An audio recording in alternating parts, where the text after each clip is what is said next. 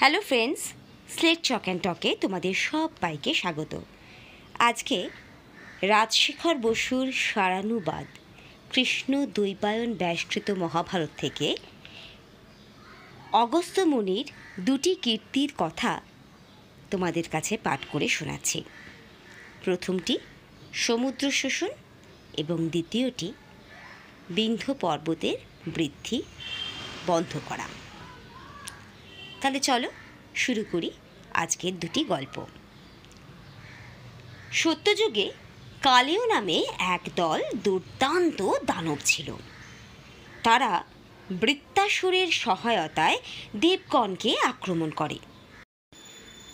ব্রহ্মার উপদেশে দেবগণ নারায়ণকে অগ্রবর্তী করে দধিচু মুনির কাছে গেলেন এবং চরণ বন্দনা করে তাঁর অস্থি প্রার্থনা করলেন।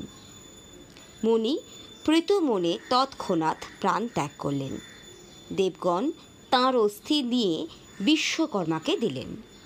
সেই অস্থি দিয়ে বিশ্বকর্মা ভীমরূপ বজ্র নির্মাণ করলেন। ইন্দ্র সেই বজ্র ধারণ করে দেবগণ কর্তৃক রক্ষিত হয়ে বৃত্তকে আক্রমণ করলেন। কিন্তু দেবতারা কালেয় দানবদের বেগ সইতে পারলেন না, রণে ভঙ্গ দিয়ে পলায়ন করলেন।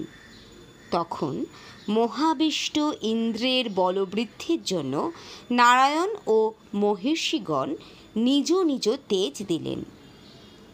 দেবরাজ বলান্বিত হয়েছেন জেনে বৃত্ত ভয়ঙ্কর সিংহনাদ করে উঠল।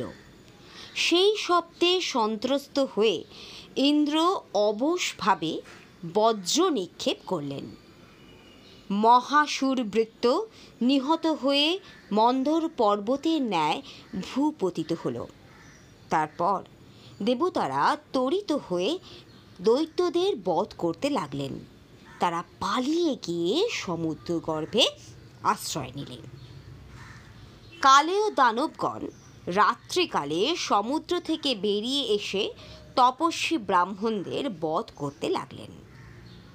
বিষ্ণুর উপদেশে ইন্দ্রাদি দেবগণ অগস্ত্যের কাছে গিয়ে বললেন, আপনি মহাসমুদ্র পান করে ফেলুন, তাহলে আমরা কালেয়গণকে বধ করতে পারব। অগস্ত্য সম্মত হয়ে দেবতাদের সঙ্গে ফ্যানময় তরঙ্গায়িত জলজন্তু সমাকুল সমুদ্রের তীরে এলেন এবং জলরাশি পান করলেন। দেবতারা দানবদের বধ করলেন। হতাবশিষ্ট কয়েকজন কালেয় বসুধা বিদীর্ণ করে পাতালে আশ্রয় নিলে। অনন্তর দেবগণ অগস্ত্যকে বললেন, আপনি যে জল পান করেছেন তা উদ্গার করে সমুদ্র আবার পূর্ণ করুন। অগস্ত্য বললেন, সে জল জীর্ণ হয়ে গেছে, তোমরা অন্য ব্যবস্থা করো। তখন ব্রহ্মা দেবগণকে আশ্বাস দিলেন যে বহুকাল পরে মহারাজ ভগীরথ সমুদ্রকে আবার জলপূর্ণ করবেন। দ্বিতীয় গল্প। একদা বিন্ধ্য পর্বত সূর্যকে বললে, উদয় ও অস্তের সময় তুমি যেমন মেরু পর্বত প্রদক্ষিণ করো সেইরূপ আমাকেও প্রদক্ষিণ করো। সূর্য বললেন, আমি স্বেচ্ছায় মরু প্রদক্ষিণ করি না, এই জগতের যিনি নির্মাতা তাঁরই বিধানে করি। বিন্ধ্য ক্রুব্ধ হয়ে সহসা বাড়তে লাগল, যাতে চন্দ্র সূর্যের পথ রোধ হয়। দেবতারা অগস্ত্যের শরণাপন্ন হলেন। অগস্ত্য তার পত্নীর সঙ্গে বিন্ধ্যের কাছে গিয়ে বললেন, আমি কোনো কার্যের জন্য দক্ষিণ দিকে যাব, তুমি আমাকে পথ দেখাও। আমার ফিরে আসা পর্যন্ত তুমি অপেক্ষা করো, তারপর ইচ্ছে মতো বর্ধিত হয়েও। অগস্ত্য দক্ষিণ দিকে চলে গেলেন, কিন্তু আর ফিরলেন না। সেজন্য বিন্ধ্য পর্বতেরও আর বৃদ্ধি হলো না।